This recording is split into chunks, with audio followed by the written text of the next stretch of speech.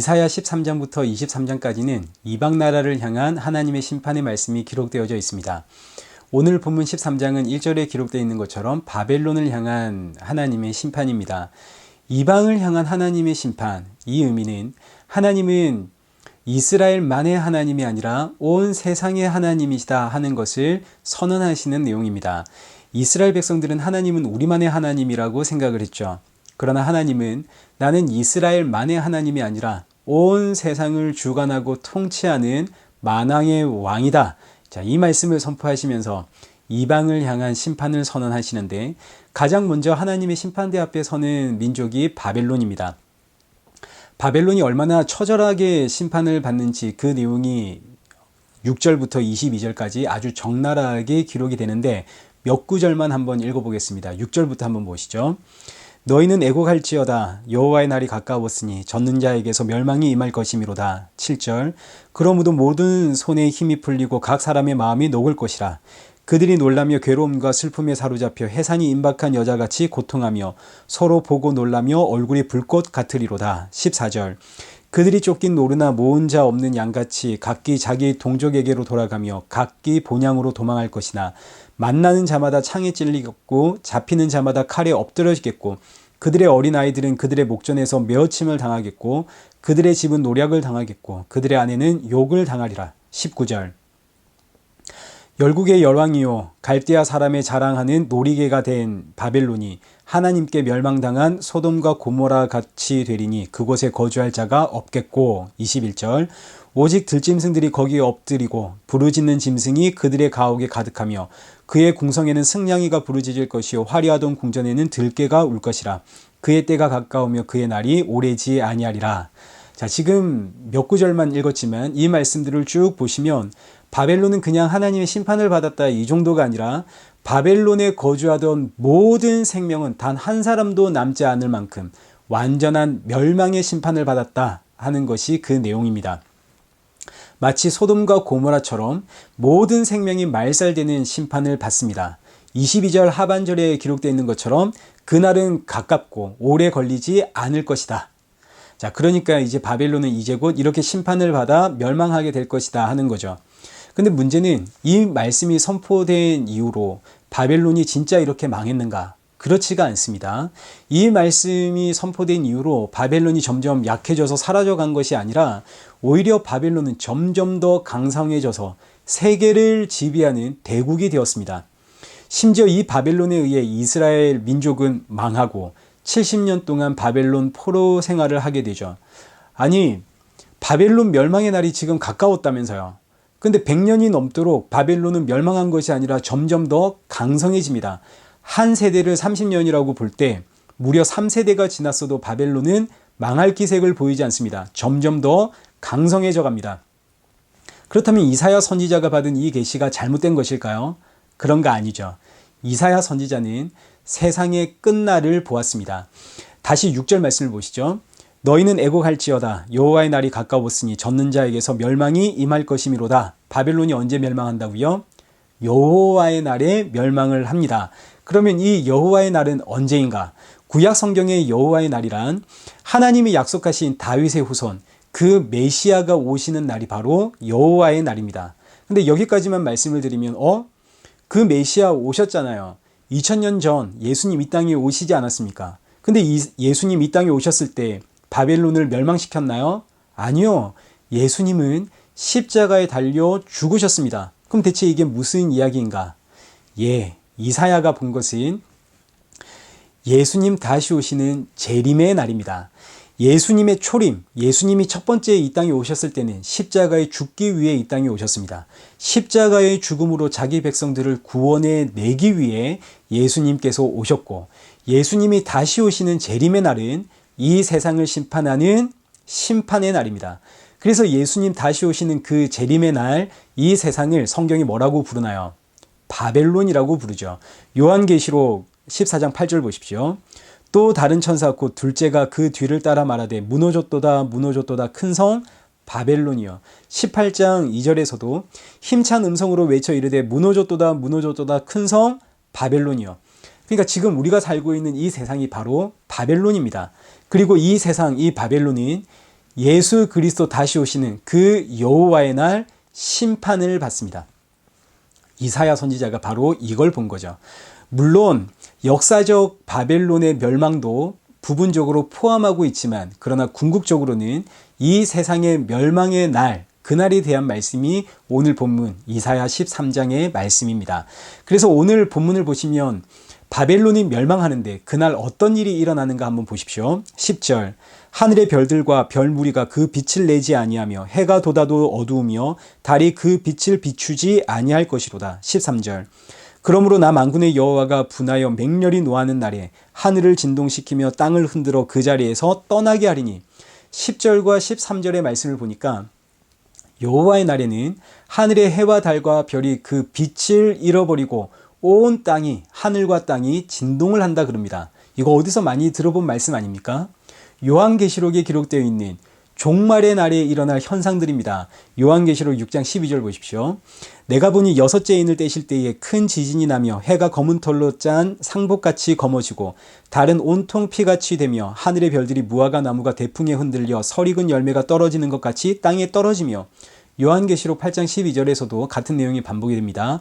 넷째 천사가 나팔을 부니 해 3분의 1과 달 3분의 1과 별들의 3분의 1이 타격을 받아 그 3분의 1이 어두워지니 낮 3분의 1은 비추임이 없고 밤도 그러하더라.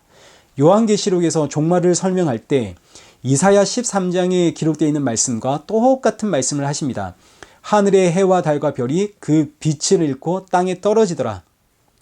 그러니까 이사야 선지자가 본 바벨론의 멸망은 이 역사 속에서 바벨론이 멸망하는 것도 포함하고 있지만 부분적으로, 그러나 그건 부분적인 것이고 궁극적인 것은 이 세상의 마지막 날, 그 마지막 심판의 날을 이사야 선지자가 본 것입니다. 예수님 다시 오시는 그날, 그 심판의 날, 그 재림의 날, 바벨론에 속한 자들은 전부 이렇게 심판을 받을 것이다. 바벨론에 속한 자들은 단 한 사람도 구원받지 못한다.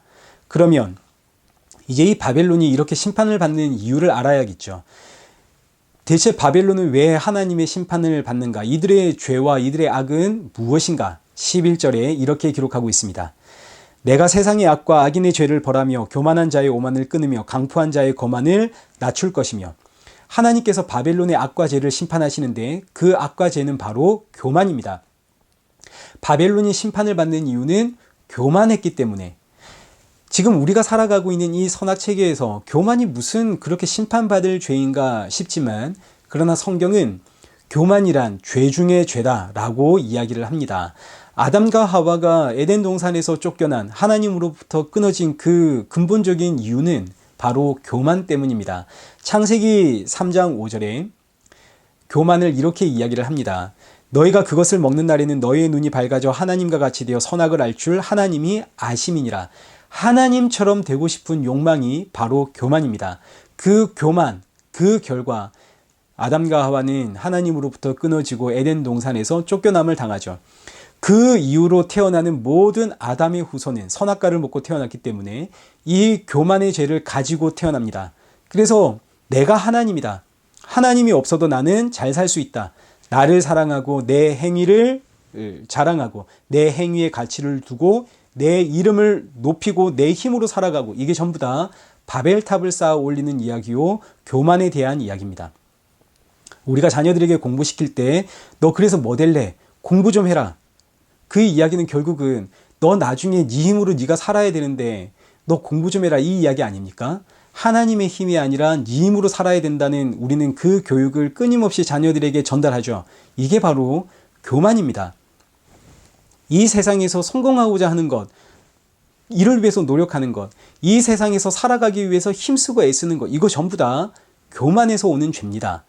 아니 목사님, 그럼 공부도 하지 말고 이 세상에서 살려고 노력도 하지 말라는 이야기입니까? 이런 이야기 아니죠. 이 세상은 교만이라는 죄 속에 담겨져 있다는 이야기입니다. 이 세상에서 무슨 일을 하고 살아도 우리는 결국 교만이라는 테두리 안에 있음을 잊지 마십시오. 교만은 아담과 하와가 지은 죄요, 죄의 삭은 사망입니다. 그러니 교만의 삭은 사망입니다. 이 죄와 사망, 이 교만에서 누가 우리를 건져내랴? 아무도 우리를 교만의 죄에서 건져낼 수가 없습니다. 방법은 오직 하나, 우리 주 예수 그리스도의 십자가의 보혈이 이 죄와 사망이라는 이 교만이라는 죄에서 우리를 건져내어 의와 생명의 나라로 우리를 옮겨두신, 지금 이 이야기를 하는 것이지, 이 세상은 뭘 해도 교만이니까 여러분 아무것도 하지 마십시오, 하나님만 의지하십시오, 이런 이야기가 절대 아닙니다. 여러분, 이 세상 열심히 일하며 사셔야 됩니다. 열심히 일해야 우리 먹고 삽니다. 그러나 열심히 일하면서 잊지 말아야 할 것은 이게 바로 교만이요 죄구나.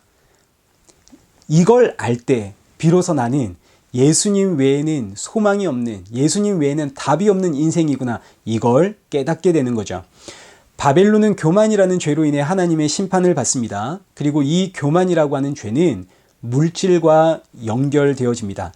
물질이 많으면 많을수록 사람은 교만해지고 이 세상은 교만해지죠. 물질이 없으면 교만하고 싶어도 교만할 거리가 별로 없습니다. 그래서 바벨론이라는 세상을 자본주의, 물질 만능주의 이렇게 표현을 하는 거죠. 바벨론은 전부 돈입니다. 돈 있으면 행복할 것 같고, 지금 내가 이 모양인 것은 돈이 없어서 그렇지, 바벨론은 전부 돈.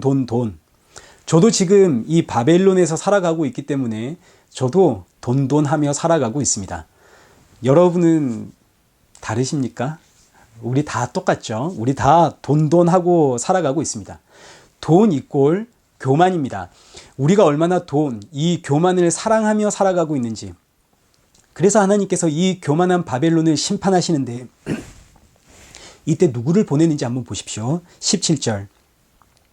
보라, 은을 돌아보지 아니하며 금을 기뻐하지 아니하는 메대 사람을 내가 충동하여 그들을 치게 하리라. 바벨론을 심판할 때 금과 은을 사랑하지 않는 자들을 보내서 심판을 하십니다. 이 의미는 금과 은 아무리 갖다 주어도 그 금과 은이 너를 구원할 수가 없다, 이 이야기입니다. 우리가 살아가고 있는 이 바벨론, 이 세상은 돈이면 안 되는 것이 없습니다. 돈이면 웬만하면 다 됩니다. 그러나 여호와의 날에 그 재물들이, 그 돈들이 아무런 힘을 발휘하지를 못합니다. 누가 하나님께 돈 바쳐서 구원을 얻을 수 있겠습니까? 그래서 12절 말씀 보십시오. 내가 사람을 순금보다 희소하게 하며 인생을 오빌의 금보다 희귀하게 하리로다. 여기서 희소, 희귀라는 단어가 너무너무 값지다, 너무너무 귀하다, 이런 뜻입니다. 그러니까 여호와의 날에 내가 사람을 순금보다 귀하게, 오빌의 금보다 더욱 값지게 하겠다. 여기서 순금, 오빌의 금이란 흔한 것이 아닙니다. 오늘날도 금 흔하지 않죠. 금값이 얼마나 비쌉니까? 마찬가지입니다. 순금, 오빌의 금이란 아주 귀한 것을 뜻하는데, 여호와의 날에 사람은 순금보다, 오빌의 금보다 더욱 희소할 것이요, 더욱 귀할 것이요, 더욱 값질 것이다. 그러니까 여호와의 날에 구원받는 사람은 별로 없다는 이야기가 되겠죠. 그리고 구원받은 자들은 너무너무 귀하고 값진 자들이다. 하나님께서 사람이라고 부르시는, 내 백성, 내 자녀라 부르시는 자들은 순금, 오빌의 금보다 더욱 작을 것이고 더욱 귀할 것이다. 그러면 이 여호와의 날 구원받는 사람들은 어떤 사람들입니까? 어떤 사람들이 구원을 받습니까? 2절입니다. 너희는 민둥산 위에 기치를 세우고 소리를 높여 그들을 부르며 손을 흔들어 그들을 존귀한 자의 문에 들어가게 하라. 민둥산 위에 기치를 걸어라. 민둥산 위에 깃발을 세워라. 그 깃발 아래에 모이는 자는 구원을 받을 자다. 그러면 여기서 민둥산 위에 세워진 깃발은 무엇을 뜻하겠습니까? 골고다 언덕에 세워진 예수님의 십자가를 뜻합니다. 골고다 언덕에 세워진 그 예수님의 십자가로 모이는 자들이 구원을 받는 자다. 그들이 바로 순금보다 귀하고 오빌의 금보다 귀한 내 백성이다.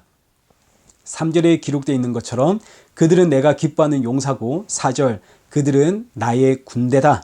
그러니까 이 바벨론에 살아가고 있는 인생들 가운데 물질에 사로잡혀서 보다 화려하고 보다 자극적인 것을 찾아 헤매는 이 세상의 인생들 가운데 그 누구도 쳐다보지 않는 저 민둥산, 버려진, 볼품이 없는, 아무 의미가 없는 너무나 초라한 저 산 위에 세워진, 그것도 저주받은 십자가, 그 십자가 아래로 모이는 인생이 바로 정금보다 귀하고 오빌의 금보다 귀한 내 백성이다.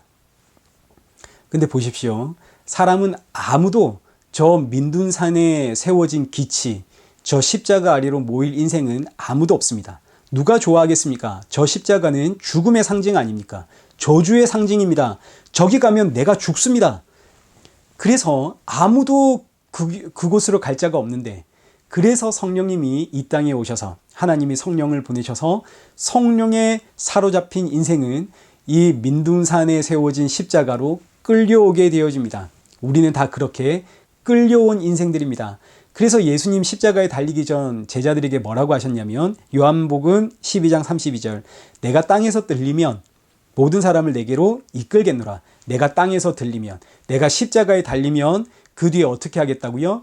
너희를 나 있는 이 십자가로 너희를 끌어당기겠다. 여기서 이끌겠다라는 표현이 끌어당긴다는 뜻입니다. 우리는 십자가로 가고 싶은 마음이 아무도 없습니다. 십자가는 죽는 곳입니다. 누가 죽고 싶습니까? 모두 다 살고 싶죠. 그런데 예수님은 오늘도 저와 여러분을 십자가에서 끌어당기십니다. 그래서 구원은 내가 한 게 없죠. 나는 세상을 원할 뿐입니다. 그런데 예수님께서 십자가로 끌어당김으로 나는 구원을 받았습니다. 이것을 사도 바울이 이렇게 표현합니다. 갈라디아서 2장 20절. 내가 그리스도와 함께 십자가에 못 박혔나니 그런즉 이제는 내가 산 것이 아니요 오직 내 안에 그리스도께서 사신 것이라. 사도 바울의 인생을 한번 보십시오. 그는 유대 사회에서 인정받는 사람입니다. 온 힘을 다해 그 사회에서 성공을 향해 달려가던 그 인생이 예수님을 만나죠. 예수님이 그 인생에게 찾아오셔서 그 인생을 강제로 붙잡고 십자가로 끌려가 십자가에서 나 죽고 이제는 예수님 사시는구나, 이걸 경험하게 만드십니다. 사도 바울만 이걸 경험한 것이 아니라 모든 믿음의 선진들이 다 이 경험을 했고, 그리고 오늘 저와 여러분도 이 경험을 하고 있는 중입니다. 여러분 다 열심히 살아가고 계시죠? 우리 다 부지런히 열심히 살아가고 있습니다. 근데 여러분 정신 차려 보면 어디입니까? 예수님의 십자가 앞입니다.